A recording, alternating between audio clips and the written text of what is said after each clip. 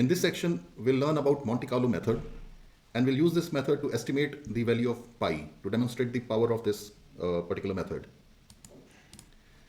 So a Monte Carlo method is a statistical technique used in mathematics, physics, finance, engineering, and computer science to estimate the outcome of complex events by simulating a large number of random samples.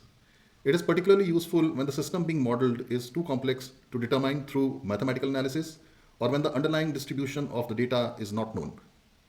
This method is named after the Monte Carlo casino in Monaco, where the randomness and unpredictability of Rowley led Stanislav Ulam and others to draw parallels with the statistical sampling involved in solving complex mathematical problems.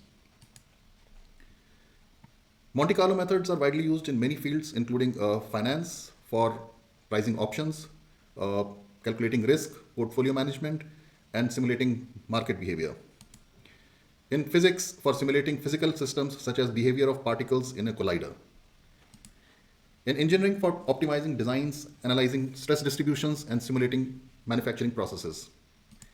In computer science, for testing algorithms and protocols, evaluating system performance, and simulating networks. So in this particular tutorial, we are going to estimate the value of pi, a very simple example. And for doing this, we'll use a Monte Carlo method. And here is the complete problem definition. So initially, we'll draw a square which is having the side 2a. This square is shown in red color. And inside this square, we will plot a circle which is having a radius of a.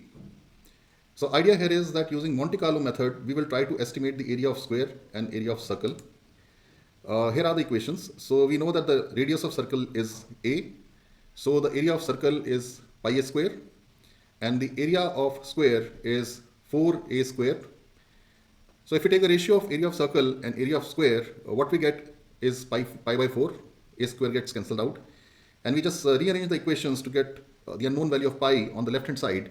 Then all we need to do is to find out area of circle divided by area of square and multiply by 4. And that will give us an estimate of the value of pi. So the right side of the equation will be derived through Monte Carlo method. So here is a visual depiction of how this problem will be solved. Inside this red square, we are going to generate large number of points, random points, which will try to cover the whole area of the square. And the number of points will decide how much area has got covered inside the square. Then we are also going to count how many of these points have landed up in the circle. And the number of points inside the circle will then define the area of circle. And obviously, a lot many points will fall outside the circle. And eventually what we are going to do is that we are going to take the number of points which have fallen inside the circle, and that will be representative of the area inside the circle, and divide it by number of points that are inside the square, which means the total number of points that we generated. So if there are large number of points, random points, that means the better will be our approximation of pi.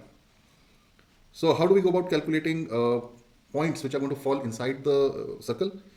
Basically, their magnitude of their vectors should be less than 1, because our radius of the circle in this case is going to be 1. So if we have an x and y coordinate, ax and ay for a point here, then the magnitude of the vector is calculated using ax square plus ay square square root. So this is how we are going to calculate whether the point is going to fall in the circle or not. If the value is more than 1, obviously it is out of circle. If the value is less than 1, it is going to be inside the circle. So over to Python, where we are going to implement this entire algorithm.